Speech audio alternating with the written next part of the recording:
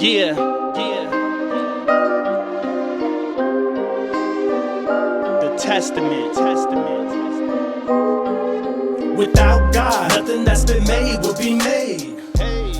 So I'm originally from Columbus, Ohio, moved to Rio Rancho, New Mexico when I was an early teen. And I've been writing songs really since I was about 12 years old, you know, poetry that turned into raps. Really wrote my first whole album for like me and all my cousins when I was like 13 years old. So I've always done that, always been into writing and being creative. You know, started studio recording at 15, you know, did a lot of performing, whether it was with groups or solo, opened for acts like Nas and the Black Eyed Peas.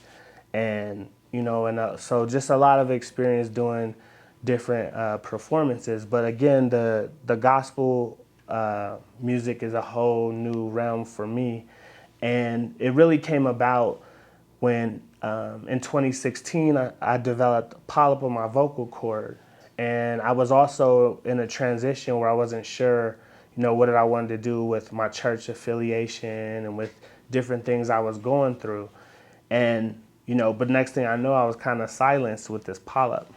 Had it removed and it grew back, and I, you know, was really humbled by this experience. You know, for the first time in my life, I didn't really have all the gifts that I normally do, speaking, singing, rapping, again, teaching.